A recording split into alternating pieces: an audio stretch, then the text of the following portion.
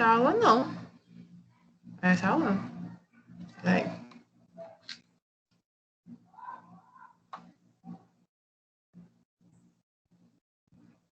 Essa aula mesmo. Tá certo. Pessoal, hoje o assunto inicia com citoplasma, tá? Depois a gente fala um pouquinho sobre citoesqueleto. E aí a gente termina a aula falando sobre procariontes, tá bom? Então, assim, para fazer o início, né, para a gente começar a trabalhar esse tema, uma das primeiras coisas que eu ia conversar com vocês é sobre o conceito de citoplasma, né? E aí eu queria que alguém me dissesse o que é citoplasma. É um líquido viscoso localizado entre o núcleo e a membrana plasmática. Eu adoro esse sotaque. É o líquido viscoso, exatamente, né? Só que aí, quando a gente fala de citoplasma, lá no ensino médio, a gente aprende que é esse líquido, né? A gente aprende que é essa característica gelatinosa ou liquefeita que está situado entre o núcleo ou não, né? Que a gente já conversou que a gente tem ali uma região que a gente chama de núcleo, mas que ela pode ter ou não membrana, e o outro limite, que é o limite externo, que é a membrana plasmática. Só que a gente tem que lembrar que quando a gente fala de citoplasma, a gente fala também de citosol, e fala de hialoplasma, e fala de citossol, ok? Que são palavras consideradas sinônimas, ok? Palavras consideradas sinônimas. Se a gente for para o livro e encontrar o nome citoplasma fundamental, citosol, hialoplasma ou citossol, tá tudo bem. Todas as três significam, três não, uma, duas, três, quatro, significam a mesma coisa, tá certo? E aí, quando a gente fala de citoplasma, a gente fala realmente dessa região que é limitada pela região mais central da célula, né, que é o núcleo, e a parte mais externa, que é a membrana plasmática.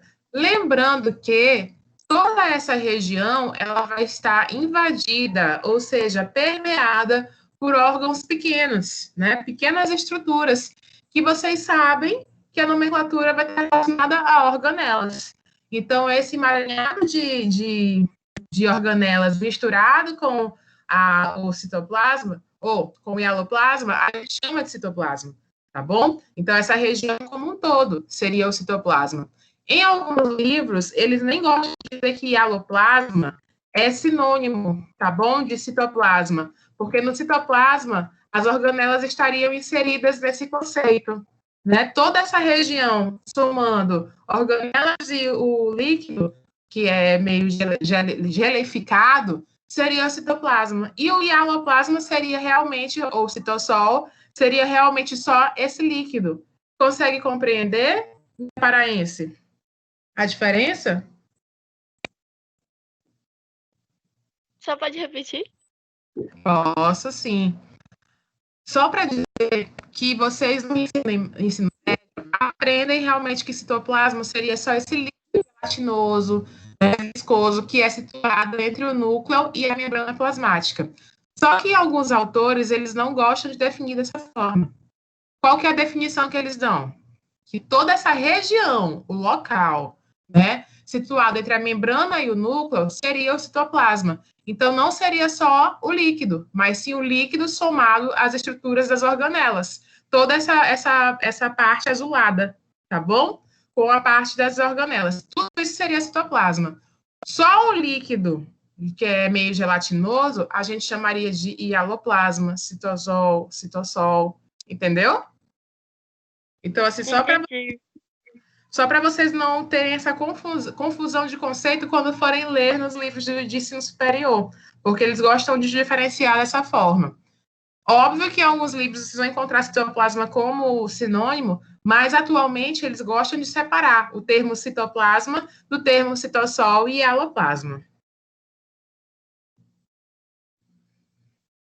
Então, aqui, ó, Mais uma vez, é espaço nos eucariontes limitado entre a membrana plasmática e o envoltório do núcleo, e é onde a gente encontra, né, as principais reações químicas. Já que é um local que eu tenho uma riqueza enorme de organelas, é claro, é comum que a gente encontre também reações químicas pertinentes que vão dar característica de funcionalidade para aquela célula, tá bom? Então, por isso que o citoplasma vai ser essa característica inteiriça, né? De organela líquido gelificado.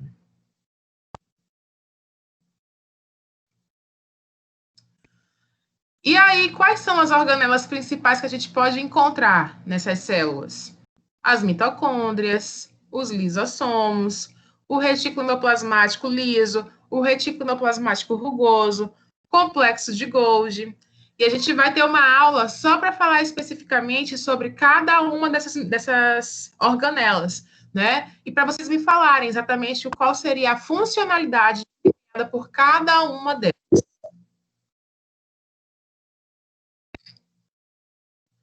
Já no procarionte, ela vai corresponder a toda a área intracelular.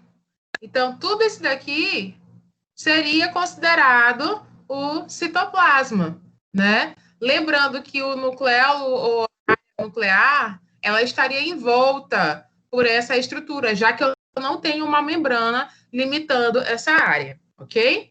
Então, lembrar que o citoplasma nos eucariontes, ele pode ter uma característica espacial, né? Uma característica espacial diferenciada, tá bom? E eu acho que isso até vale uma observação inicial para vocês. Bora lá para a primeira observação do dia? Vamos lá, professora. Bom dia. Bom dia! Quem é esse usuário desconhecido que está falando comigo? Vocês agora estão entrando com usuário desconhecido. Só para ser misterioso. Eu, professora? Charliane, professora. Charliane, assim. Tá sem teu nome. Sabia não, depois eu vou ver isso. O citoplasma nos eucariontes é a região delimitada entre o núcleo e a membrana celular externa. Já nos procariontes, seria configurada como todo espaço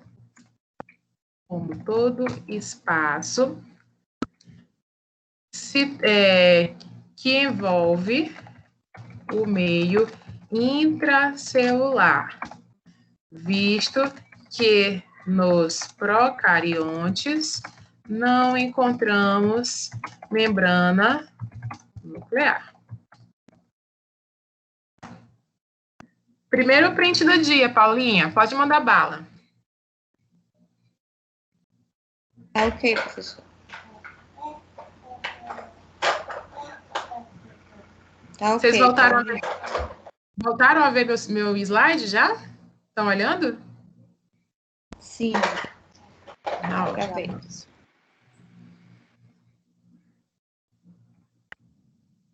certo. E aí a gente tem mais uma especialidade, tá? Mais uma, que seriam em células vegetais. Nos livros de vocês, na parte que fala sobre citoplasma, ele é muito claro em relação a isso.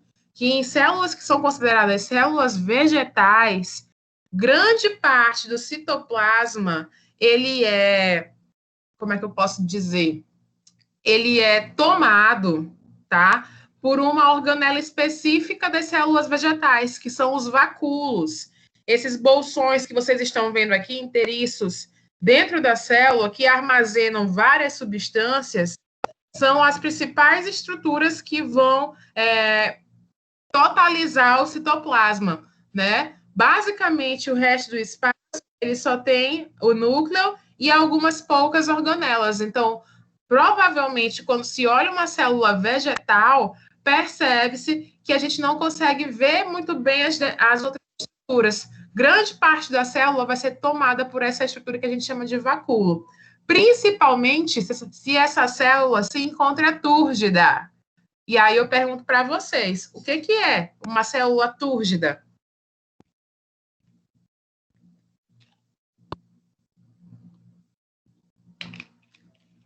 E esse silêncio ensurdecedor, o que seria uma célula túrgida? Túrgida é quando ela tá cheia. Exatamente. Quem tá falando comigo, que eu não tô olhando? Eric. Oi, Eric, bom dia. Bom dia. Exatamente. Então, túrgida é sinônimo de cheia, de repleta. Então, se essa célula está inserida em meio aquoso, ela vai sofrer um processo de absorção de água. Semana passada, como é que é o nome desse processo de absorção de água, quando a água entra na célula? Desse transporte. Como é?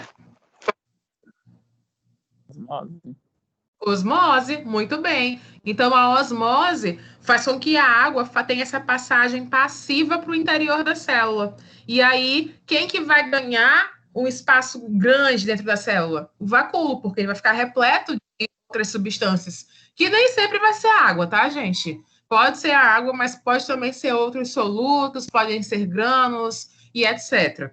Tá certo? Então, o vacúolo, ele na célula vegetal, ele vai preencher grande parte do citoplasma. E isso faz com que ele se diferencie de uma forma grosseira das células procariontes e das células eucariontes animais. Tá bom? Então, também é um adendo importante para quem estiver copiando a aula, colocar esse pequeno asterisco em relação às células vegetais e essas características que são próprias, inerentes às células vegetais. A aula está rápida ou está numa cadência boa? Está dando para acompanhar?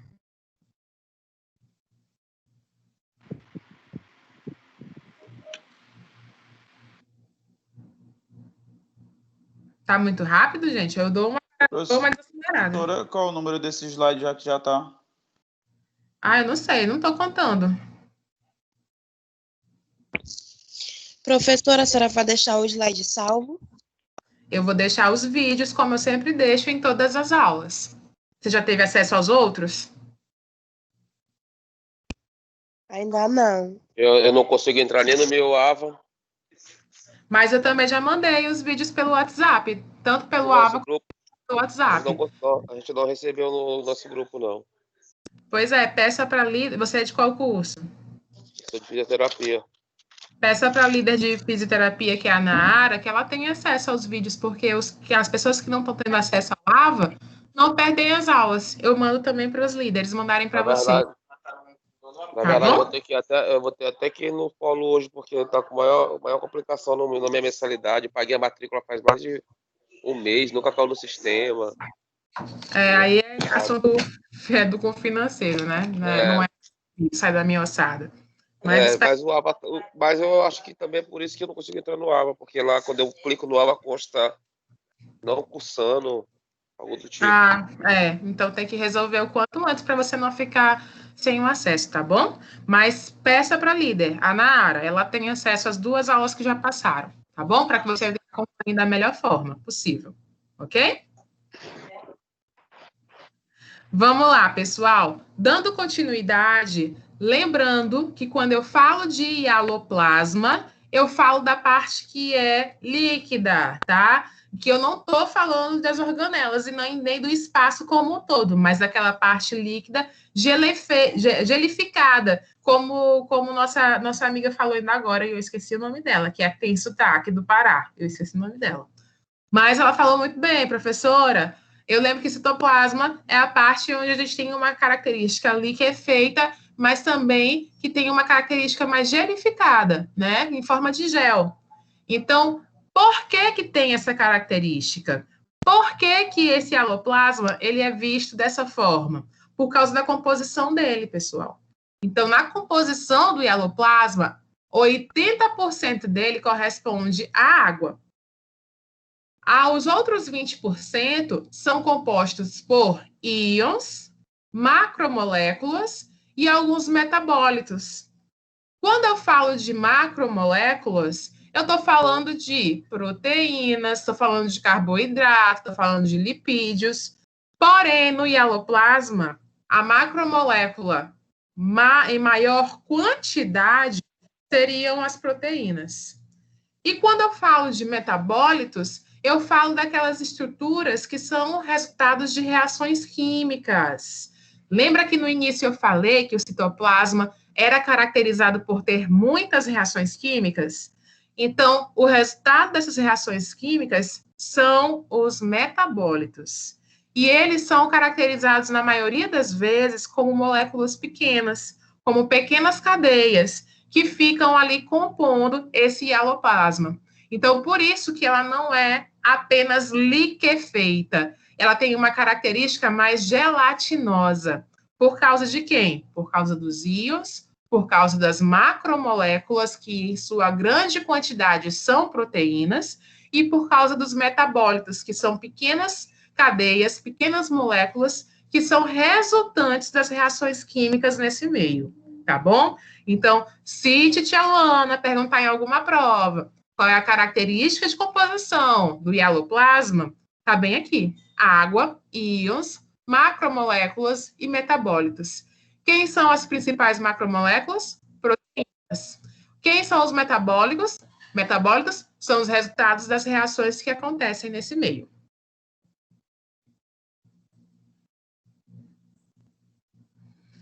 Bom, essa característica que é gelificada, eu também posso chamar de característica coloide, que é um nome também que se encontra em alguns livros de biologia. Então, para que vocês não estranhem, a característica coloide também é uma nomenclatura relacionada a essa característica que é meio de gel, tá? Do hialoplasma. É a mesma coisa, é sinônimo. Eu coloco aqui só para lembrar vocês que significa a mesma coisa.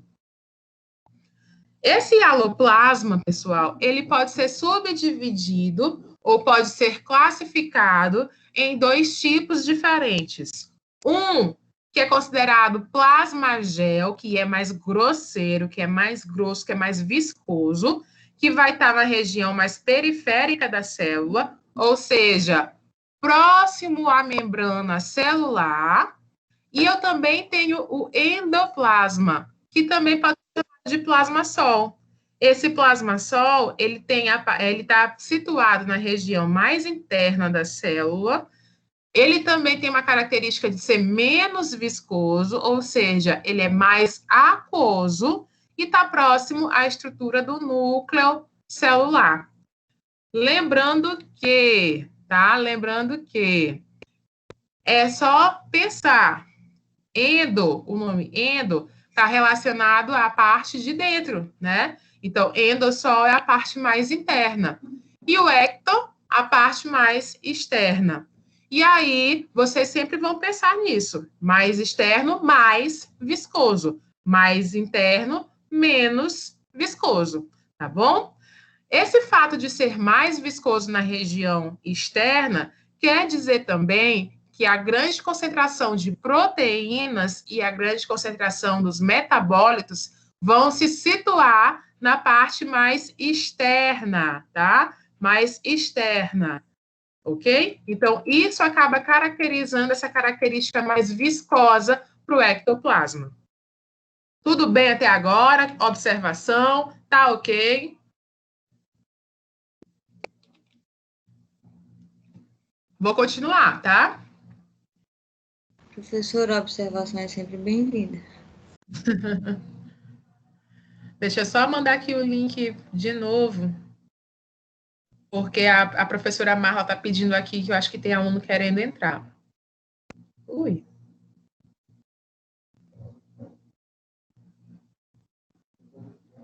Sim.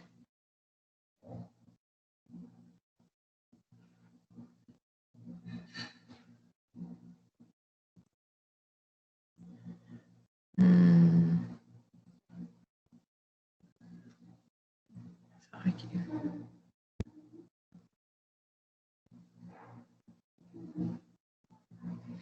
Pronto, vamos continuar. Deixa eu fazer a observação para E Paulinha diz que é sempre bem-vindo. OBS 2. O ectoplasma é considerado mais viscoso.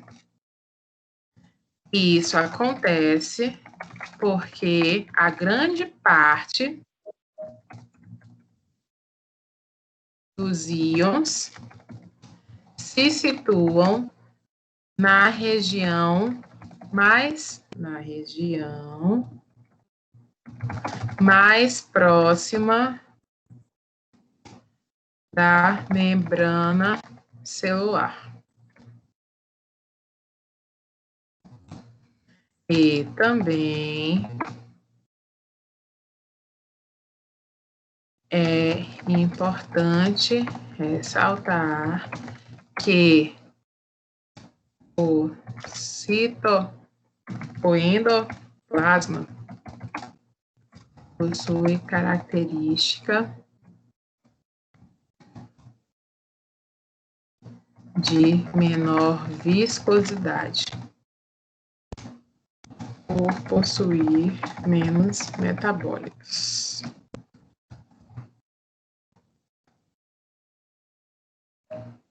Pronto. Ok, Ana Paula? Ok, professora. Let's go.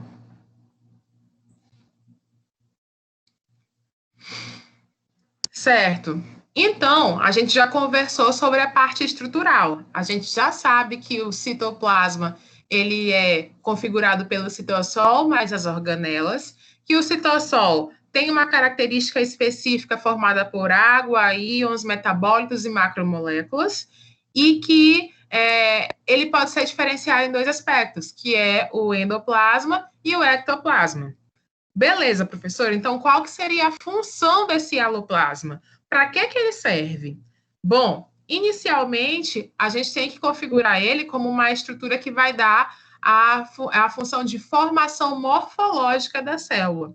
Então, quem vai dar volume para aquela estrutura, em específico, é o hialoplasma. Sem ele, a gente sabe que a célula perde tamanho, a célula fica considerada murcha, né? Fica deformada. Então, por ter uma característica de ter 80% de água, a gente sabe que a característica volumétrica da célula se dá por causa do alto quantitativo de água. Outro ponto importante de ser ressaltado é a característica de movimentação celular. Então, quando a gente pensa numa célula, e o exemplo mais claro para a gente lembrar dessa movimentação celular é de uma característica de uma ameba. A gente sabe que a ameba, ela forma projeções para conseguir se movimentar no meio. Então, essa movimentação ela só consegue fazer por causa da presença do hialoplasma.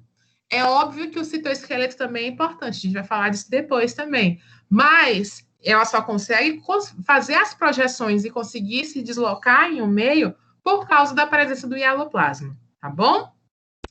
E também por garantir, por angariar, por agrupar esses íons, essas moléculas, esses metabólitos, para formar essa estrutura que é tão rica e tão importante.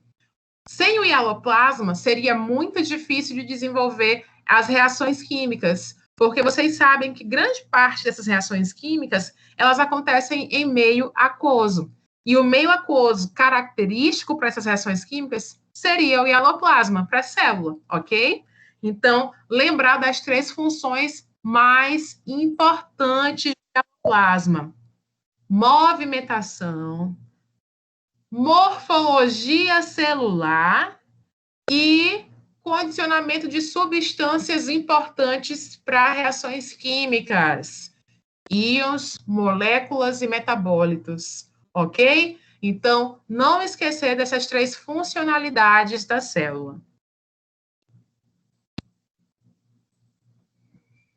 Falando em movimentação, é interessante que a gente lembre quais são as movimentações mais importantes desempenhadas dentro do hialoplasma, que são movimentações típicas dessa estrutura.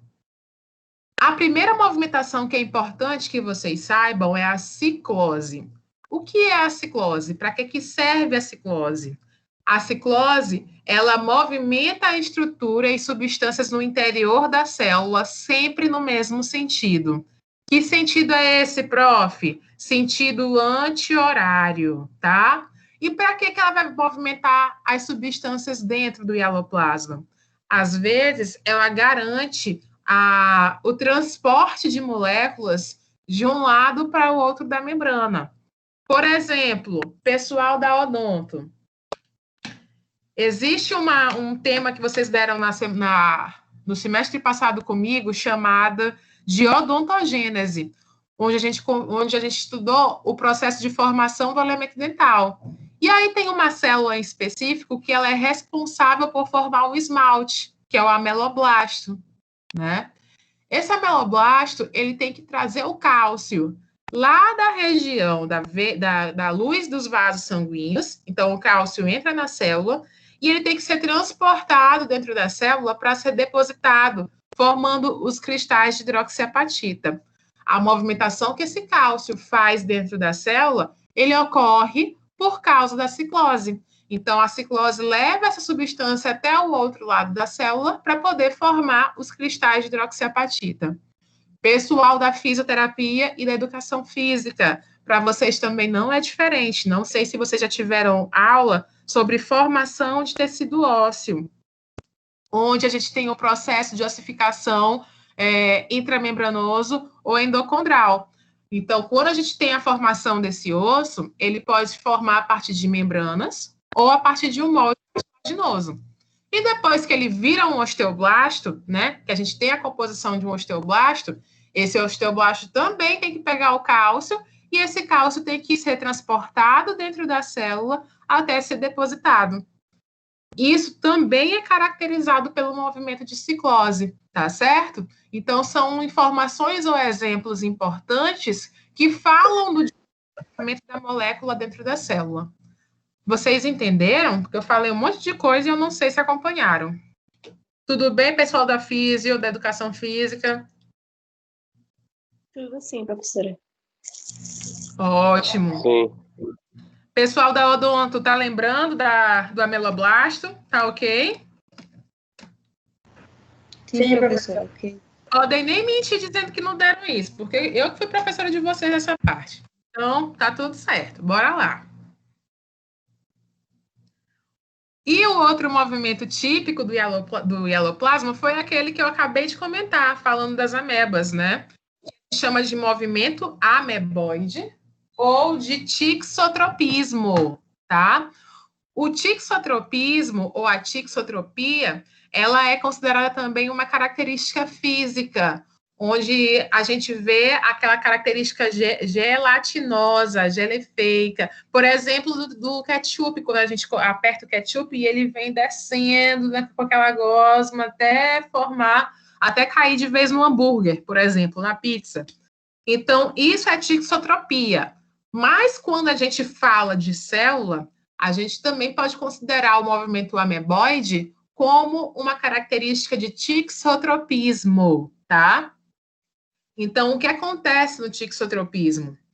Ocorre um fluxo do endoplasma de trás para frente, que desloca a membrana plasmática e transformando-se em ectoplasma na região anterior.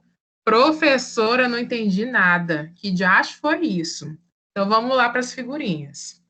Aqui eu tenho uma célula, vamos fingir que essa célula é uma ameba. A ameba encontrou o seu alvo principal, que é comida, tá? Alimento.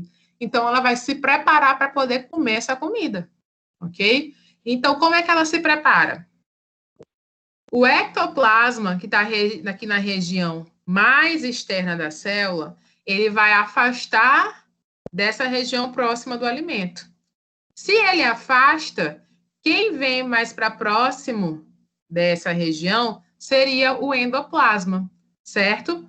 O endoplasma, sendo mais liquefeito e menos gelatinoso, ele tem uma propensão maior a conseguir se movimentar de uma forma mais rápida e consegue empurrar essa membrana. Quando ele empurra essa membrana, ele vai formar estruturas que parecem dedos, né? Que a gente vai chamar de pseudópodo. E esse pseudópodo vai englobar esse alimento, essa estrutura que ele quer fagocitar. A partir do momento que ele engloba, essa estrutura se torna ou começa a se chamar de endossomo. E, ao mesmo tempo, o ectoplasma, ele começa a voltar para o seu posicionamento normal. Ok? Então, isso é caracterizado como movimento ameboide ou tixotropismo, que é uma excelente questão de prova, né? Me explique como acontece o movimento ameboide ou o tixotropismo. Que tal? Gostaram dessa questão? Eu acho top. Bora lá para a observação, antes que a Ana Paula fale para mim. Observação número 3. Tixotropismo ou movimento ameboide. Seja, sinônimos. Ameboide, sinônimos. Vamos lá. Caracterizado pela saída do ectoplasma próximo da membrana celular. Membrana celular. Essa estrutura é tomada pelo endoplasma, que auxiliará na formação de pseudópodos, dópodes, que irão englobar a estrutura que será fagocitada. Pode ser um alimento. Pode ser um alimento. Após envolver essa estrutura, formará o fagossomo e, em seguida, o ectoplasma retorna para o seu local de origem. O seu local de origem. A Paula? Oi. Tá por aí? Já foi, peraí. Pronto. Pronto.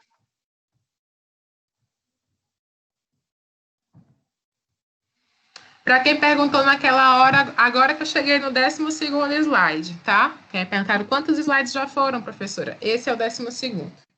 Então, gente, esse movimento explica como uma ameba se alimenta. É importante lembrar que esse movimento ele não vai estar relacionado exclusivamente ao hialoplasma. Eu também preciso do envolvimento de um citoesqueleto presente nessa região, que a gente vai falar já já, tá bom? Mas que grande parte desse movimento se deve ao hialoplasma. Outro movimento típico, então a gente falou de ciclose, falou do tixotropismo, e aí tem um terceiro movimento que é o mais simples, que é o movimento browniano. Apesar de ter esse nome, browniano, e parecer muito difícil, é um movimento simples. Por quê? Porque basicamente ele diz o quê? Que é um movimento aleatório de partículas no fluido, que pode ser água ou ar, líquido ou gás, como consequência dos choques entre todas as moléculas ou átomos presentes no fluido.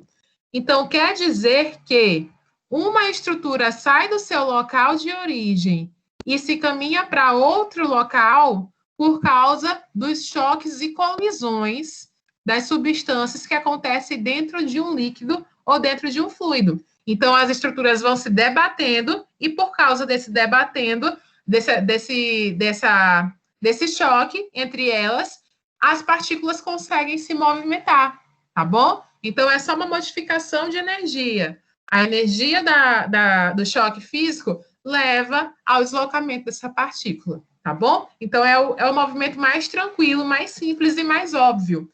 Não é que nem a ciclose, que tem uma característica de movimentação cíclica anti-horária. Não é como o movimento do tixotropismo, que possui um direcionamento levado para se alimentar, para sair do eixo, sair do local, né? Não tem essa característica. No caso, ele é um tipo de movimento que acontece por causa das colisões, dos choques entre partículas. Ou seja, é o movimento mais considerado aleatório, tá bom? Então, isso acaba sendo característica e consequência. Bom, pessoal, então até o momento a gente finalizou a parte de citossol. E aí a gente vai para o segundo tópico da aula, que seria o citoesqueleto. Lembrando que a gente ficou de falar hoje sobre citossol, sobre citoesqueleto e, por último, sobre células procariontes, tá bom? Então, quando a gente fala de citoesqueleto, o que vem na mente de vocês? Vocês lembram de quê? Sustentação esquelética da célula. Sustentação da célula. Alguém falou outra coisa que eu não entendi, além dela. Lembra ossos, né, professor? Lembra os ossos, né? Vocês gostam muito de fazer esse paralelo. Que o citoesqueleto da célula, ele vai ter a mesma função que o esqueleto humano, ou seja, de sustentação. E vocês não estão errados, é basicamente isso mesmo. Um outro paralelo que a gente pode fazer em relação ao citoesqueleto são as vigas de sustentação de um prédio. Essas vigas de sustentação vão manter esse prédio em posição. Então, isso acaba sendo uma das principais funções do citoesqueleto. Manter essa célula com o arcabouço interno íntegro para que tenha a ação do hieloplasma, do núcleo, das organelas, ou seja, tudo acaba tendo essa característica mais fluida por causa do citoesqueleto. Então, nos livros, a definição seria descrita da seguinte forma: é uma rede complexa de filamentos de proteína que se estendem por todo o citoplasma, formando um arcabouço interno para o grande volume de citoplasma, sustentando da mesma forma que uma estrutura metálica sustenta um prédio. Aqui do lado, nós temos a visão a partir de microscópio eletrônico, né? Se coloca o contraste nessas células e se faz uma coloração específica. E aí a gente consegue perceber que o citoesqueleto, diferente do que se achava, ele não está preso à membrana. Muita gente achava que o citoesqueleto estava preso apenas à membrana da célula. E aí percebe-se que não, que esse citoesqueleto, ele passa por várias estruturas e passa por diferentes direções. E isso faz com que a célula tenha também essa característica ou de ser arredondada, ou de ser quadrangular, ou de ser mais triangular, tá bom? Quem vai dar essa característica é o citoesqueleto. Alguma dúvida até agora, inicial? Posso continuar? Uma pergunta. Vocês estão a obra que está tendo aqui em casa? Estão escutando? Às vezes a gente escuta um pouquinho. Não é toda hora, né? É que tem hora que aumenta bastante. Não. Se vocês não me escutarem, me avisem que eu paro de falar até parar também de fazer zoada, tá bom? Se alguma informação não chegar em vocês, vocês me falam. Tá bom. Tá. Então, ela é uma estrutura também considerada altamente dinâmica, que se reorganiza de forma ágil e contínua, presente apenas em células eucarióticas. Olha essa informação maravilhosa. Olha que informação bonita. E aí eu pergunto para vocês, se o citoesqueleto, ele mantém essa característica apenas em células eucarióticas, como é que as células procariontes conseguem manter a sua conformação? Quem é que dá essa conformação para as células procariontes? A parede celular. Olha que coisa linda. A parede celular, tá bom? Então, antes que vocês tenham dúvidas em relação a isso, o citoesqueleto, ele é característico das células eucariontes. Ele vai dar toda essa característica de organização, de manutenção das estruturas nos eucariontes. Quem vai dar a conformação celular para os procariontes não é o citoesqueleto. Quem é? É a parede celular. Perfeito. Foram muito didáticos e muito diretos. Gostei de ver. Algumas funções que a gente pode falar ou citar relacionadas ao citoesqueleto. Dar estrutura à forma da célula. Que célula? Célula eucariótica. Permitir que a célula altere sua forma. Permitir o movimento celular. Fornece maquinaria necessária para movimentos intracelulares. Na divisão celular, segrega os cromossomos, consegue permitir a interação célula-célula e também uma interação célula e matriz extracelular. Vamos explicar algumas coisas. No movimento da ciclose, que a gente viu anteriormente, quem vai direcionar esse movimento vai ser o citoesqueleto, tá bom? Ele que vai dar essa característica para saber por onde que essas substâncias vão conseguir se movimentar, ok? Então, por isso que também ele é caracterizado por participar dos movimentos celulares. Além disso, ele vai fornecer maquinaria necessária para os movimentos intracelulares.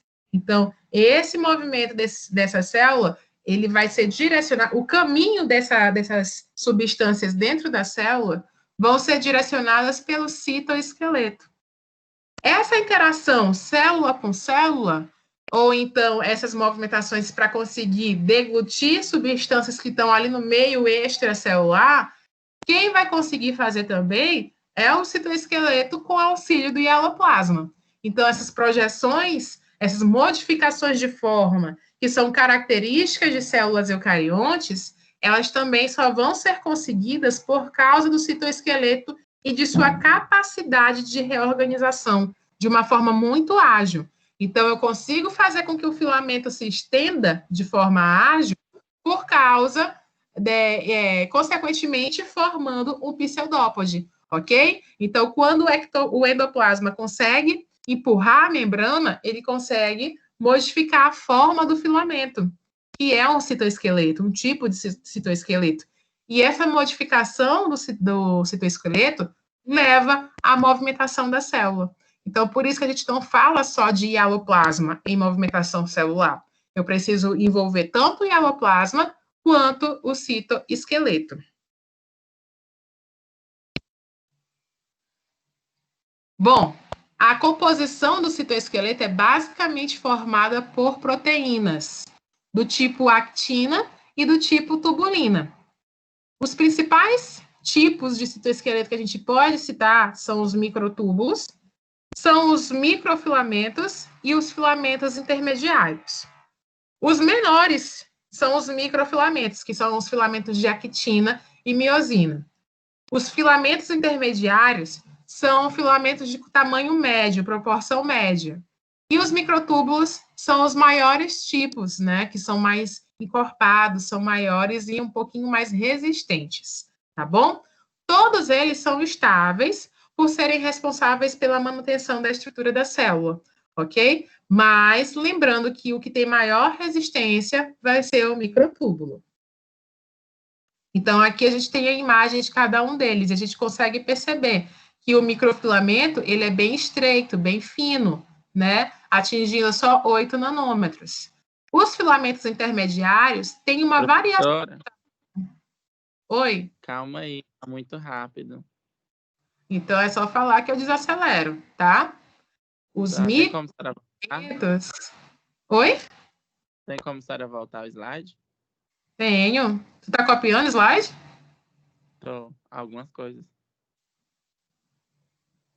É porque cada um deles eu vou falar, por isso que eu não fiquei presa nesse slide. Vou falar deles separadamente, tá? Ah, tá.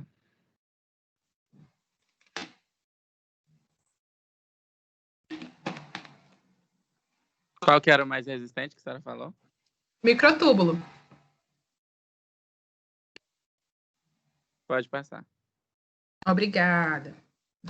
Então, aqui a gente consegue perceber que o microfilamento, ele tem aqui apenas duas reentrâncias. Uma de actina, aqui que eu falei, e outra de miosina. Então, por isso que ele é o mais estreito. Eu tenho 8 nanômetros. É bem fininho, tá bom? No segundo lugar, eu tenho o filamento intermediário, que ele tem de 8 a 12 nanômetros. E a gente consegue perceber que eu não tenho apenas duas estruturas, eu tenho mais de duas estruturas envolvidas. Então, isso me configura que o filamento intermediário consegue ter um pouco mais de resistência que o microfilamento, ok? Por ele ter uma reentrância muito mais complexa. E, por último, nós temos os microtúbulos, que apesar de ter esse nome de micro, ele não tem nada de micro. Ele é uma estrutura que é espiralada, né? E que tem uma conformação de subunidades chamadas de tubulina. Por ter essa configuração espiralada e por uma composição muito mais grande, ó, muito maior, eu consigo chegar numa configuração de 25 nanômetros. Então, os microtúbulos, eles acabam sendo muito mais resistentes que os filamentos intermediários e que os microfilamentos. Tudo bem até aqui, turma? Ok? Posso ir para frente? Pode sim. E falem mesmo. Eu me empolgo e me dando a falar e eu começo a falar rápido. Então, me parem quando perceberem isso, tá? É tranquilo. Certo. Os microfilamentos, ó, microfilamentos, o mais fininho, tá? Os microfilamentos são formados por cadeias de actina G, tá? E actina F. Então, aqui eu tenho essa reentrância formada por essas duas actinas. Qual que é a importância desse microfilamento dentro da célula? É esse tipo de citoesqueleto que vai auxiliar no deslocamento celular, ok? Então, eles vão se encaixar exatamente abaixo da membrana plasmática. Então, lembra quando eu falei do tixotropismo, que o ectoplasma saía da frente e o endoplasma empurrava a membrana? Quem vai sofrer o rompimento e vai conseguir fazer o pseudópode é o microfilamento, tá bom? Então, por isso que ele é muito importante, porque dentro do deslocamento celular, a estrutura de citoesqueleto que sofre mais alteração é o microfilamento, tá bom? Então, aqui eu vou colocar como observação para vocês. Lá vai. OBS número 200. O microfilamento é uma estrutura responsável pela movimentação da célula, visto que ele sofrerá rompimento e uma fácil readaptação quando necessário. Os filamentos de actina G e F são rapidamente repostos. E isso facilita uma rápida movimentação. Oi, Paulinha.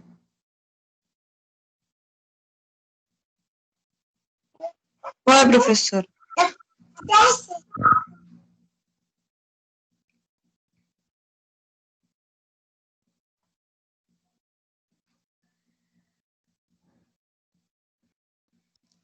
Bom, a actina está presente na membrana, no córtex da célula, participando principalmente dessa movimentação ameboide, que foi essa que eu acabei de falar. Então, se vocês lembrarem daquela imagem inicial da ameba se alimentando, fazendo tixotropismo, a gente falou dos pseudópodes, que são essas elevações digitiformes, ok? Então, quando eu tenho a formação dessas estruturas, lembrar, associar na mesma hora com microfilamentos. Falei de formação de pseudópodes, falei de movimentos ameboides, eu falei de microfilamentos, tá? Por quê? Porque nessa estrutura aqui que a gente tem de actina G e actina F, rapidamente a gente pode ter o rompimento dessa estrutura para o endoplasma passar e conseguir fazer a projeção, mas também rapidamente novos glóbulos de actina G são depositados aqui, ó, novas bolinhas assim. Então ele consegue formar diferentes projeções rapidamente. Por isso que o filamento de actina, apesar de ser pouco resistente, ele possui uma importância muito grande, porque ele consegue fazer essas projeções e voltar na mesma proporção, ok? Então, por isso que ele é, apesar de ser pouco resistente, ele é muito utilizado.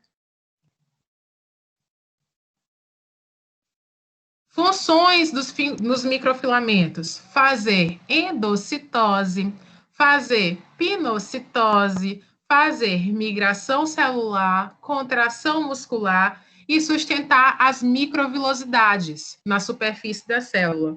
Quem lembra o que são microvilosidades? Quem pode me ajudar nessa parte? O que são microvilosidades? A superfície de contato? É uma superfície de contato? A membrana celular também é uma superfície de contato. O que diferencia uma coisa da outra? Microvilosidades são as dobrinhas. Oh, quem está falando comigo aí? É aluno meu? Quem é? Eric. Tu vai ser doutor, Eric. Dobrinha não dá. O que é isso? Fala com o técnico. É uma especificação da membrana. Olha, começou a aparecer termo bonito. As microvilosidades são especializações da membrana. Perfeito. A gente falou isso até acho que na aula passada, sobre as microvilosidades. E aí eu falei realmente que pareciam dedos, né? São elevações, são projeções. Para os meninos da odonto, eu sempre falo que são evaginações a partir da membrana, tá bom? Então, essas projeções, elas conseguem ter sustentabilidade. Tá aqui a imagem, ó. Cada projeção dessa, ela consegue ter sustentabilidade, porque no meio delas eu tenho os filamentos de actina.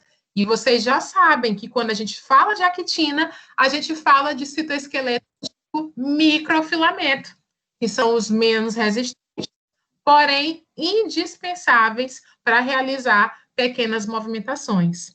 E aí, por que a gente fala de absorção quando fala de microvilosidade? Porque se eu tenho tais projeções, a minha superfície acaba aumentando de tamanho. Então, as microvilosidades são específicas de regiões que eu preciso ter uma alta absorção, tá bom? Então, aqui eu consigo ter uma quantidade elevada de metabólitos que vão estar próximos à membrana, e essa membrana vai conseguir absorver muito mais do que uma célula considerada retilínea, tá? Se uma célula for dessa forma, ela consegue absorver muito menos do que uma célula que tem projeções digitiformes. Dessa forma, eu aumento minha superfície, e aí acabo recebendo muito mais substâncias, ok? Então, quem estabelece o posicionamento das microvilosidades são os microfilamentos. Quem consegue garantir a formação dos pseudópodes, fazer a pinocitose, fazer endocitose, garantir a movimentação da célula como um movimento ameboide, também são os microfilamentos. Não esqueçam disso, tá? Não esqueçam disso. Falei de microfilamento, eu falei de movimento. Aqui só mais uma imagem mostrando também os filamentos de actina dentro da microvilosidade. Bom, terminei microfilamento, vi para o segundo tipo de citoesqueleto, que é o filamento intermediário. Se eu comparar o filamento intermediário com o microfilamento, a gente já viu que o filamento intermediário ele tem maior resistência, ok? Então, para que ele é importante? Por que eu preciso ter filamento intermediário dentro de uma célula? Porque células que possuem filamento intermediário, elas suportam muito mais a tração. Então, se essa célula tem que ser submetida a movimentos de esticar, de puxar, de tender a rasgar, quem vai manter essa célula em um bom estado vai ser o filamento intermediário. Então, quando se fala de filamento intermediário, a palavra de ordem será resistência, tá bom? Resistência. Então, percebam que eu sempre coloquei aqui um quadrinho em cima para atrelar o tipo de filamento, o tipo de citoesqueleto com sua principal função. Voltando aqui, ó, quando eu falei de microfilamento, eu coloquei aqui deslocamento celular. Indo para frente. Quando eu falei de filamento intermediário, eu coloquei resistência, tá bom? Aonde que eu encontro em maior quantidade os filamentos intermediários? Nas células consideradas mais compridas, mais alongadas, ok? Então, células que são mais longas, por exemplo, as células mais externas do epitélio, elas precisam ter maior resistência. Da última camada, ali da camada granulosa, tá? Próximo à camada córnea do epitélio, eu preciso ter mais resistência. Então, são células ricas em filamentos considerados intermediários. Dúvida até agora?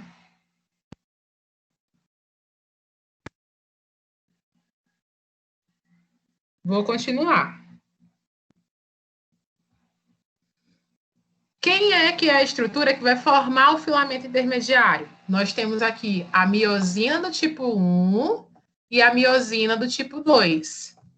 Outra função importante que a gente também precisa considerar no filamento intermediário é a característica de contração.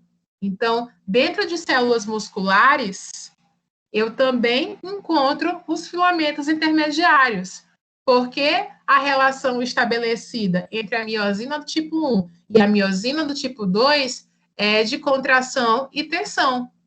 Então, essa movimentação é garantida por esse citoesqueleto. E por isso que acaba sendo muito importante, ok? Então, lembrem-se, falei de resistência, falei de movimentação interna da célula, de resistir à tensão, então resistir a movimentos de esticar e contrair, falei de filamento intermediário. Quem é a estrutura básica do filamento intermediário? Miosina tipo 1 e tipo 2. Quem é a estrutura básica do microfilamento?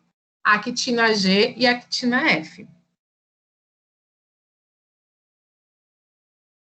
E, por último, nós temos os microtúbulos, tá? Esses microtúbulos são estruturas proteicas ocas, relativamente rígidas, originadas a partir dos centrosomos, e servem também para ancorar as organelas com a membrana.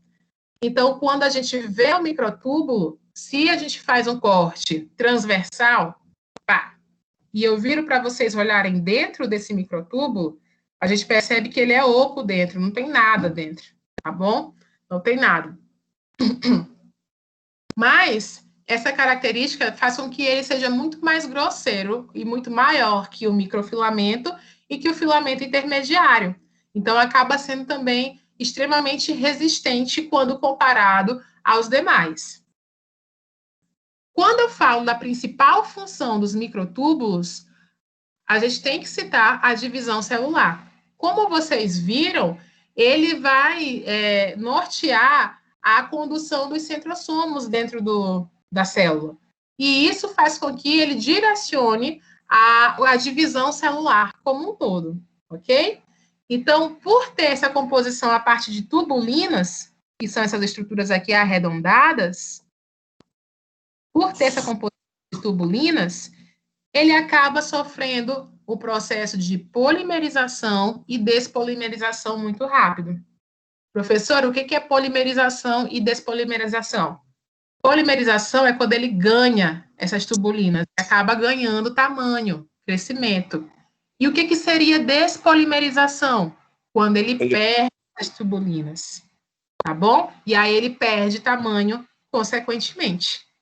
Então, esse fato dele ganhar tamanho e diminuir de tamanho, isso é considerado, tá? Isso é considerado polimerização e despolimerização.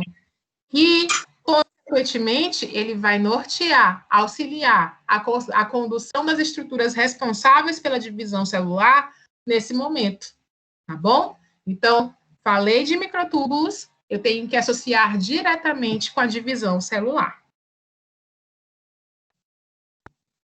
Obrigada, mas será que acabou? Será que acabou? Acho que não. Oi, alguém ia perguntar alguma coisa? Botar os últimos 3 slides aí. Oi? Tem como a senhora botar os últimos 3 slides? Últimos 3 slides. 1, 2, 3. Esse? Deixa eu ver. Não, É esse? anterior. Não, Esse? não, volta. Tem um slide parecido com esse, não sei se está antes, se está na frente. Não, antes. É slide de quê? Tem o quê? Eu vou ficar indo para antes e depois. Qual a informação que tu queres? Peraí. É dos filamentos intermediários. É porque eu tirei só uma foto, teve uma outra imagem dos filamentos Faz tempo que intermediários. eu passei. É esse aqui. Esse? Não, filamentos intermediários. Isso, tem um outro, não tem, não passa. Actina, miosina. Actina e miosina. É aqui. Volta. Não, professor. Meu amor, melhor coisa que tu faz é que eu vou deixar a aula gravada. Aí você vai e olha na aula gravada, tá bom? Esse vai e volta, eu não sei do que você está falando. A quitina G e F está aqui, ó. A quitina G e a quitina F. Microfilamentos. O de filamento intermediário está aqui, que a gente fala de miosina do tipo 1 e miosina do tipo 2, onde a gente fala da contração muscular. Depois eu tenho os microtúbulos, e aí eu já falo da parte final, que é de divisão celular. Então, da onde que você está querendo... Qual que é a parte? Não, já tirei aqui. Eu já tirei a foto, que a senhora foi mostrando, eu tirei a foto já. Já é de boa. Beleza.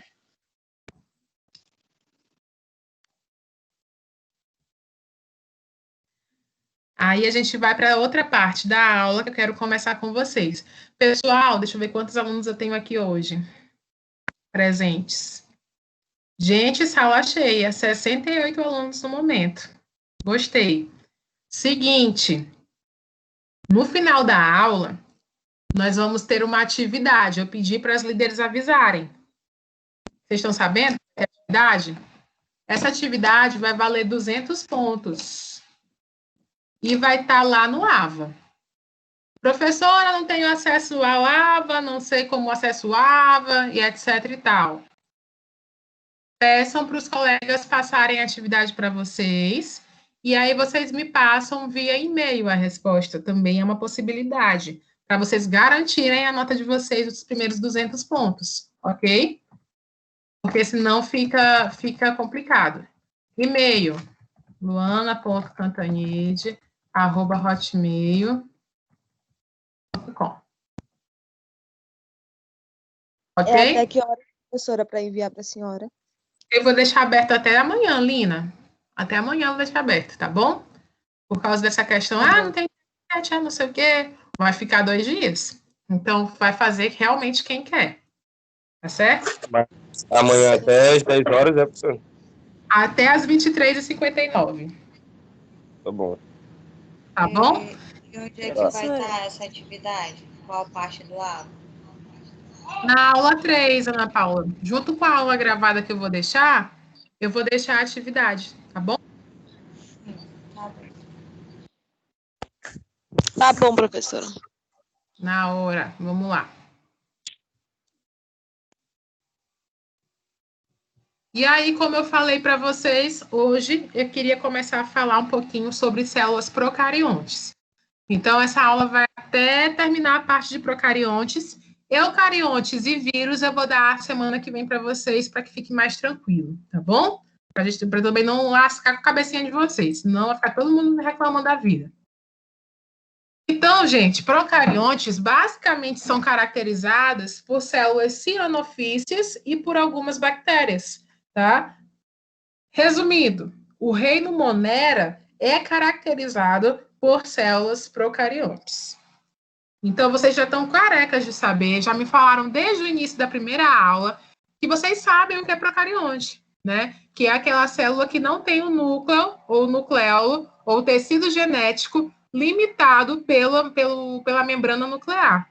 Então, toda célula que possui o material genético desorganizado no meio intracelular, sem ter uma limitação, é considerada uma célula procarionte, ok? Então, é muito característico de cianofília e algumas bactérias.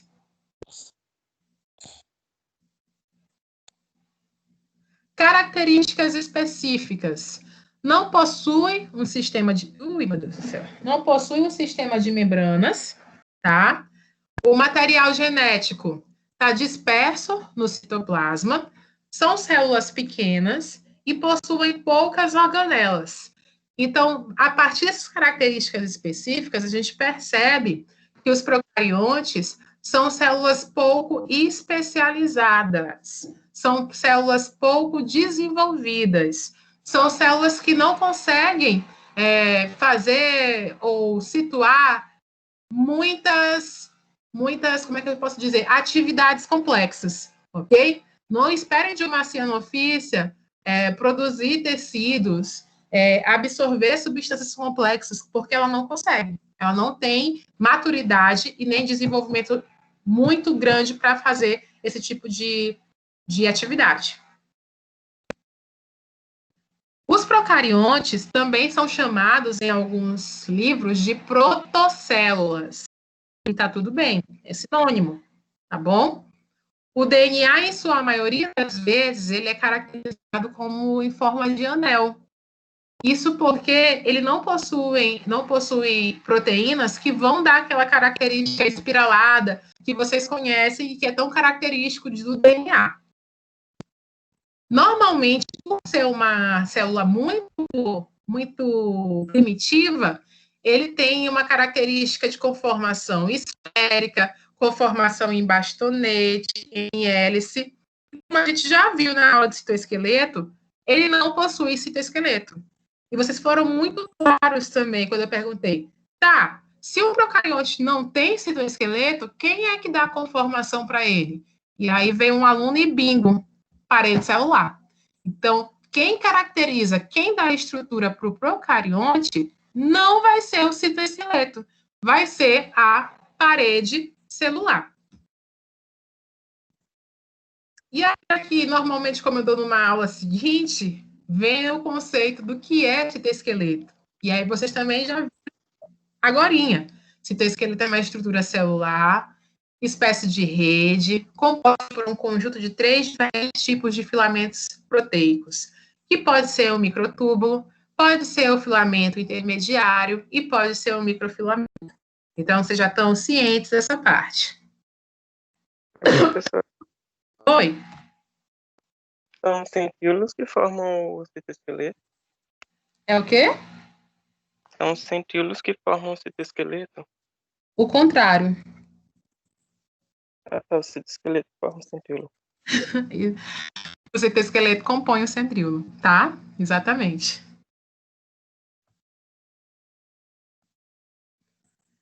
A parede celular, ela ajuda na síntese do citoplasma e se posiciona externamente à membrana. A gente vai ver que isso vai variar de acordo com o tipo de bactéria, tá bom? Eu vou já mostrar para vocês essa informação. Mas, normalmente, a parede celular se posiciona externamente à membrana, ok? E essa parede acaba garantindo maior resistência à célula. Ela protege a célula de ações mecânicas, assim como os filamentos intermediários protegem as células eucariontes, né? E a parede celular é uma estrutura relativamente fina, porque ela vai estar ali por volta dos 20 nanômetros de espessura. Então, isso já configura uma resistência suficiente para a célula.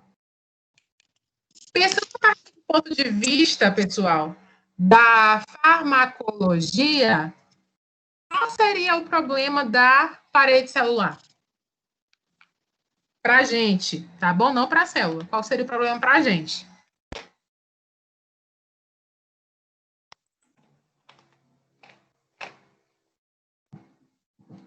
Essa é a parte que vocês falam. Oi? Não entendi a pergunta. Vamos lá. A partir do ponto de vista da farmacologia, ou seja, das medicações, qual seria o problema da parede celular? Para a gente, não para a célula. Problema para a gente.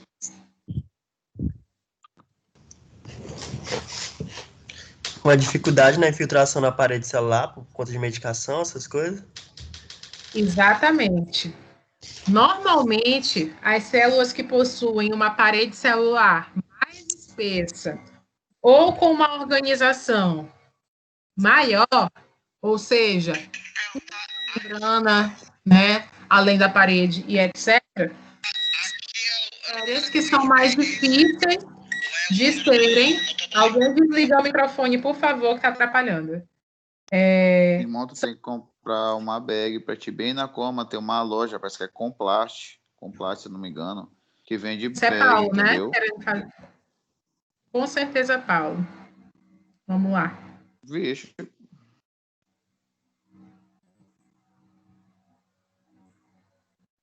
Adora fazer isso.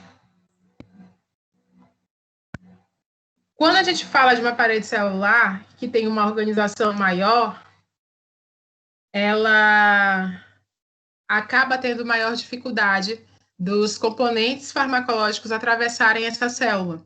E a grande parte das bactérias, elas sofrem lise, ou seja, elas morrem por causa do rompimento dessa membrana e da parede. Então, quando a gente fala assim, essa bactéria ela é mais resistente, é porque ela tem um grande número de especificidades, né? Sabe aquela doença que a gente tenta, usa o primeiro antibiótico, não dá certo, usa o segundo, é porque provavelmente é um antibiótico que tem muitas especificidades.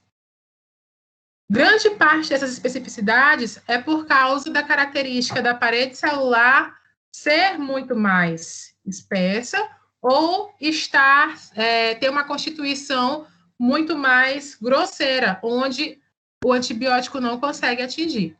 Ou ele já consegue produzir uma proteção contra o antibiótico, tá bom? Então, por isso que a composição da membrana ela é extremamente importante para esse entendimento, tá certo? Normalmente, essas paredes, elas são constituídas por peptidoglicans, que é o ácido N-acetilmurâmico e o N-acetilglucosamina. Então, essas duas estruturas vão conferir resistência à parede celular. Normalmente, a amoxicilina, ela está aqui tentando acabar com esse peptidoglicans. E aí, às vezes, ela não consegue, tá bom? Por causa da sua especificidade, por causa da sua característica, e não permite com que ela sofra lise, certo? E por que é importante saber isso da parede celular? Porque é a característica da parede celular que vai me dizer se essa célula é gram-positiva ou ela é gram-negativa. Normalmente, as gram-positivas, elas se deixam corar pela coloração gram-negativa, pela coloração gram. E as paredes gram-negativas, não. Então, aqui, eu tenho uma imagem mostrando uma parede da gram-positiva E aqui embaixo, mostrando a parede da gram-negativa. Prestem atenção nessa primeira imagem da gram-positiva. Na gram-positiva, aqui em cima eu tenho a parede, situado externamente a membrana, tá? Essa parte laranjinha com as pintinhas marrons é a membrana. Essa parte cinza é a parede. Aqui embaixo eu já tenho outra imagem. Eu tenho aqui a parede, que é a parte cinza, tá bom? Só que essa parede, ela tem uma membrana aqui embaixo, porém tem mais uma membrana compondo essa parede. Então, quem é mais difícil de sofrer lise? A gram-negativa ou a gram-positiva? Gram-negativa. A gram-negativa. Então, por isso que as principais doenças, né, essas que são consideradas mais complicadas de serem sanadas, elas são de um combo chamado gram-negativo. Olha a lapada de membrana que ela tem aqui, olha a grossura.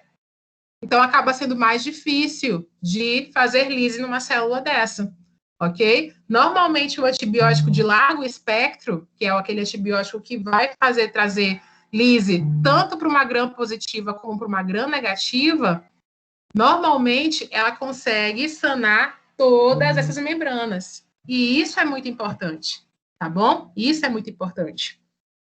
Se esse antibiótico não consegue cortar essas membranas, aí existe a necessidade de trocar por outro antibiótico. E aí a gente percebe que é uma bactéria que conseguiu ter resistência, garantiu resistência em relação ao antibiótico.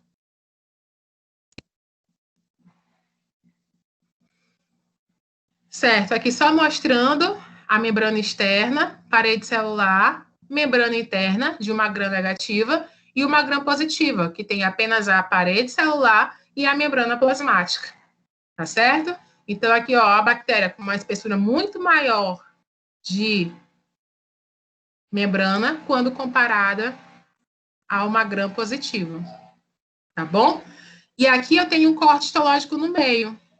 Todas essas que estão com coloração mais escura é porque conseguiram ser coradas pela coloração gram. Então, por isso que é gram-positivo, porque corou, ok? Então, as bactérias gram-positivas, elas ganham a coloração. Já a gram-negativa não consegue pegar a coloração. Por quê? Porque ela é muito mais espessa. Ok? Caso clínico bom esse. Observação? Vamos lá para a OBS? Por favor, por favor. As bactérias gram-positivas possuem essa nomenclatura porque conseguem se corar com a coloração gram. Tem um grupo aí que vai falar de colorações, né? Já dei aqui um... Poxa, já dei aqui um spoiler. Foi mal, gente. As bactérias gram-positivas possuem essa nomenclatura porque conseguem se corar com a coloração gram, garantindo uma cor arroxeada. E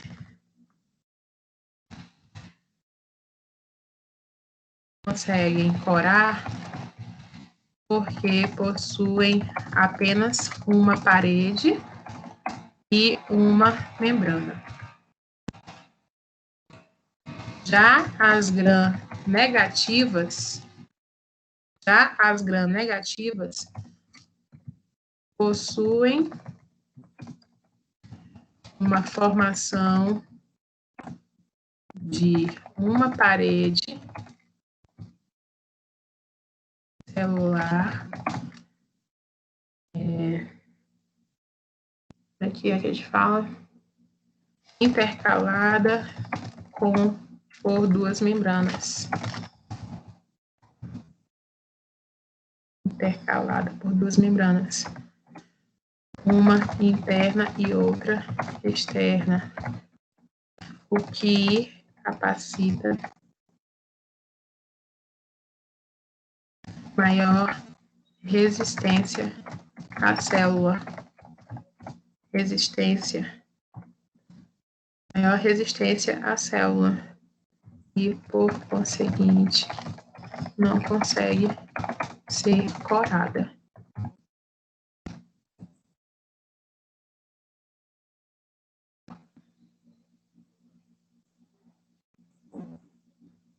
Pronto, Ana Paula.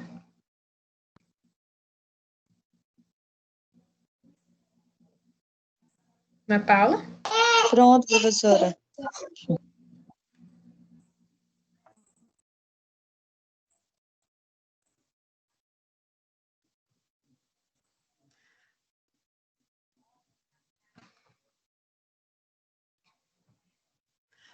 Vamos lá. Então, ó, gram positiva, corada de roxinho, tá? E gram negativa, corada de vermelho.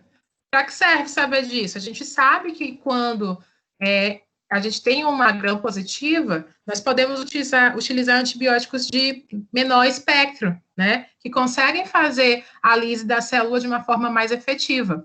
Já as gram negativas, não. As gram negativas, a gente precisa de uma medicação um pouquinho mais forte, de largo, de amplo espectro, para poder conseguir atravessar essa parede, atravessar as duas membranas e, consequentemente, causar a morte da célula. Então, por isso que muitas vezes é necessário fazer os exames de cultura, os exames de coloração gram, para saber o motivo daquela infecção e para saber qual medicação seria mais útil para conseguir sanar o problema dessa célula, tá? O problema desse indivíduo, desse paciente. Bom, os procariontes, né, depois de terminar de falar sobre sua estrutura, eles possuem uma outra característica que é a divisão celular. A divisão celular do procarionte, ela não obedece àquela coisa linda que vocês estudaram lá da meiose, quando faz uma reprodução para ter células filhas e etc., e nem da mitose, que é para obedecer à classificação de uma célula igual à primeira, né? No caso, quando a gente fala de divisão celular de procariontes, o nome da divisão não é mitose, mas sim divisão binária ou bipartição, ok? Por que, professora? Por que muda de nome? Porque durante essa divisão binária ou bipartição, nós temos uma característica muito mais simples do que a mitose, ok?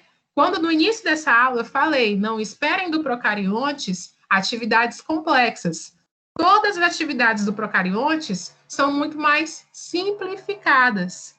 Então, quando a gente fala de um procarionte, nós falamos de uma célula que vai aumentar de tamanho, que a membrana vai se dobrar, que o material genético duplica, e aí sim a gente tem a divisão em outras duas células, diferente da mitose, que tem todas aquelas fases características da divisão celular, ok? Então, por ter essa sequência de informações, nós não vamos chamar de mitose em procariontes. Nós chamamos de divisão binária ou de bipartição. Então, aqui a gente... Oi? Não está aparecendo os slides para mim. Tá, não? Para todo mundo... Para mim não tá. É porque pode ser pela internet. Para mim tá normal. Mas eu vou tentar compartilhar de novo aqui. Espera aí.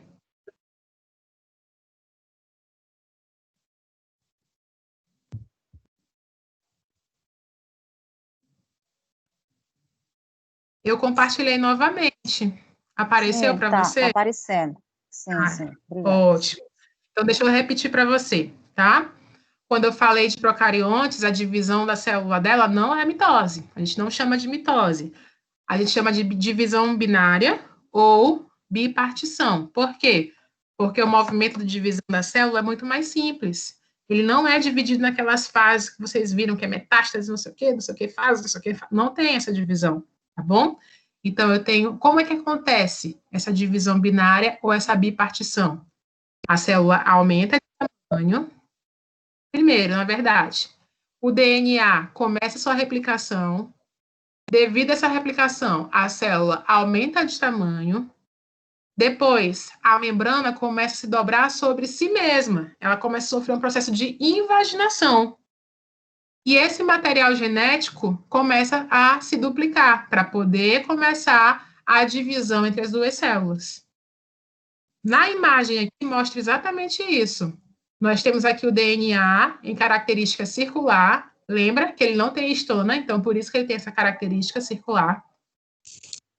Dessa forma, por causa desse aumento do volume desse DNA, essa célula sofre elongação. Professor, o que é elongação? Ela cresce, fica mais comprida, tá bom? Essa membrana começa a sofrer invaginação, que em alguns livros ele fala isso aqui de formação de septo. O que é formação de septo? Essa divisão bem aqui no meio, tá? A membrana sofre invaginação e o final dessa invaginação é a separação em duas células, com o seu material genético próprio, sendo que essa célula é completamente idêntica à célula inicial, que é a célula-mãe. Então, por ter essa característica mais simplificada, a gente chama de divisão binária, ok? Ok, professora. Oi. Isso também é cisparidade, né? Pode chamar? Pode, exatamente. Estava tentando lembrar desse outro nome. Pode chamar assim, disparidade. Gente, os procariontes, assim como as outras células, também possuem algumas especificidades, tá? Uma das especificidades que os procariontes possuem é o plasmídio. E o que é o plasmídio? É quando parte do material genético fica aqui bem próximo à membrana, separado do resto, do DNA. Então, vocês conseguem ver a imagem. O DNA está completamente aqui, ó, disperso no hialoplasma. E aqui eu tenho um restinho de DNA próximo da membrana. Aí eu pergunto a vocês, para que serve esse plasmídio?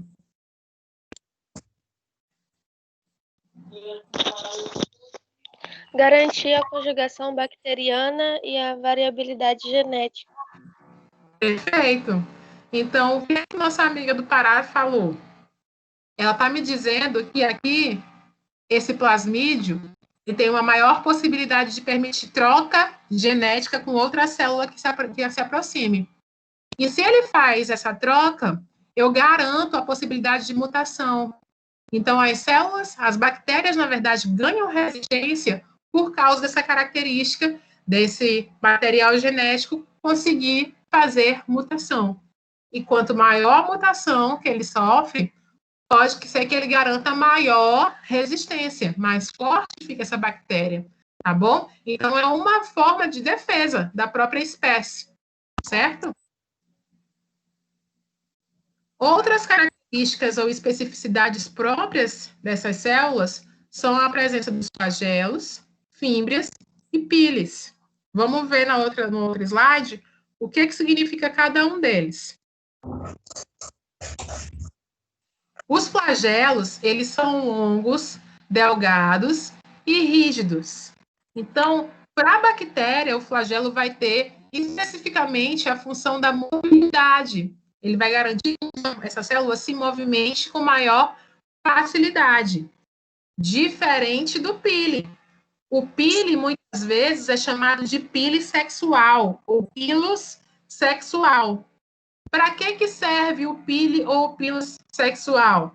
Essa estrutura vai fazer com que o plasmídio ou parte do DNA seja transportado para outra bactéria, para outra célula procariótica, justamente para fazer essa transferência genética e a perpetuação dessa espécie. Já outras estruturas procarióticas também podem apresentar fímbrias, né? Que parece aqui, ó, um carocinho de cajá, ó, o tanto de cabelinho. Essas fímbrias, elas não vão ter a característica de mobilidade, não vão ter características sexuais. Qual que é a função das fímbrias? A adesão. Então, ela vai conseguir se prender a determinadas estruturas por causa da presença dessas fímbrias, ok? Então, elas vão levar a fazer essa adesão.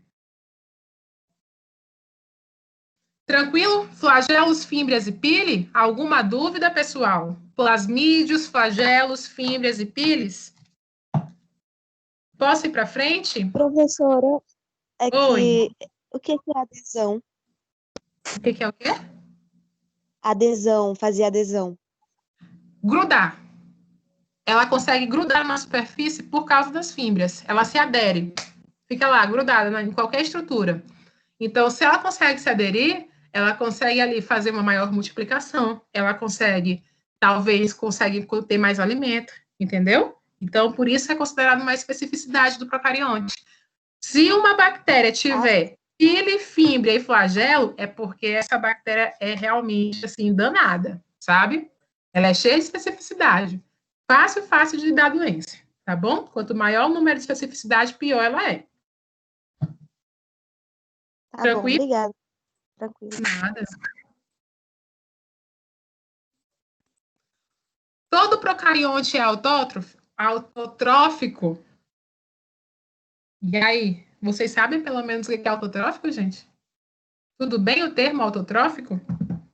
Sim. Então me explica aí o que é para os amigos que estão com vergonha de falar que não sabem. Tem muita gente que não sabe. Produz o próprio alimento. Perfeito. É Eric, né? Isso. Arrasou, Eric. Então, as células autotróficas, elas conseguem se alimentar sozinhas, elas não dependem de ninguém. São maravilhosas, autossuficientes, tá? Só que não. Algumas não são autotróficas. Grande parte consegue produzir seu alimento, grande parte consegue. Mas algumas dependem de fontes externas, dependem de outros indivíduos, são células procariontes que são consideradas parasitas. Então, nem todas conseguem ter as características de ser autotrófica. As autotróficas possuem, na maioria das vezes, clorofila no seu interior. Então, assim como as células vegetais, elas conseguem captar a energia do meio. Então, por isso que algumas conseguem ser classificadas como autotróficas. Mas lembrando que nem todas possuem essa especificidade, ok? Professora? Oi? As cianobactérias, elas são autotróficas. São. Né? É um excelente exemplo de células procariontes autotróficas, as cianobactérias, tá bom? Essas células que são, entre aspas, algas, né, que a gente nem gosta de considerar, porque a alga está dentro do reino vegetal, mas as cianobactérias conseguem fazer esse tipo de alimentação. Excelente exemplo. Professora, Oi. as células quimiosintetizantes e as fotossintetizantes são autotróficas? Autotróficas. Sendo que as quimiosintetizantes são aquelas que vão partir o seu alimento a partir de reações químicas de fermentação, né? Então, às vezes a gente tem algumas bactérias que permitem essa fermentação e conseguem ter o seu próprio alimento a partir dessas reações químicas. Mas isso é muito mais comum em fungos, tá? Os fungos começam a fazer de uma forma bem mais específica. Procariontes e especificidades. Falei anteriormente. Se uma célula, imagina, ela produz seu próprio, aliás, desculpa, nem é autotrófica. Ela não produz seu próprio alimento, mas ela tem um plasmídio, tem fímbria, tem flagelo, tem o pilus, tem o plasmídio. Ela tem uma grande capacidade de garantir a sua resistência. Então, quanto maior o número de peculiaridades, quanto maior o número de especificidades, maior a resistência dessa estrutura, dessa célula. Certo. Essa não é a atividade de hoje, tá bom? Mas existem algumas bactérias do bem pra gente, né? Que a gente sempre fala assim, do bem pra quem? Do bem pra gente. Me digam aí um exemplo de bactéria que a gente usa assim para benefício próprio. Hã?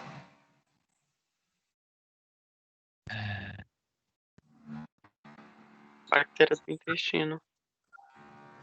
os lactobacilos, né? As bactérias, vocês não tomam lá aquele, acho que não é daquele de vocês, Yakult, é de vocês? Vocês sabem o que é Yakult? Yakult. É da minha época. Tinha que tomar Yakult para porque era um... Eu sei, professora. Muito bem, Ana Paula defendendo. Você é muito velha, Luana. Vou jogar aqui no Google. Tá bom. O Yakult é um fermentável, é um iogurte, né? Rico em lactobacilos. E esses lactobacilos auxiliam no processo de digestão. Então, são bactérias do bem. Tem uma que vocês adoram botar as toxinas dela na cara, para botar bonito. Como é o nome? O que é que a gente usa? A estética. Botulínica. Toxina botulínica, né? Então, o Botox, que é uma marca, ele também é a toxina que a gente induz no rosto, é proveniente de bactérias. Então, assim, apesar de tudo isso que a gente falou mal delas, de especificidade, de resistência de bactérias gram-negativas e positivas, existem bactérias que a gente usa em benefício próprio da vida. Então, é importante que se mantenha como é que a gente fala, esse equilíbrio para que a gente consiga suprir também essas necessidades, tá bom? Excelente. Pessoal, com essa história, eu termino a aula de hoje, tá bom? Só que a aula de hoje não termina por aqui, porque a gente tem atividade no portal. Eu sugiro fortemente que vocês vão fazer porque está tudo fresco na cabeça. E aí vocês conseguem responder de uma forma mais automática. É só uma questão, não é nem grande. Então, vão para a aba, abram o aba, que eu acho que já está lá. Mas qualquer coisa, eu vou aqui abrir 2 minutinhos para vocês, para que vocês vejam a atividade fácil, ok? Tranquilo? Tranquilo. Deixa eu parar aqui a gravação. Lembrando que semana que vem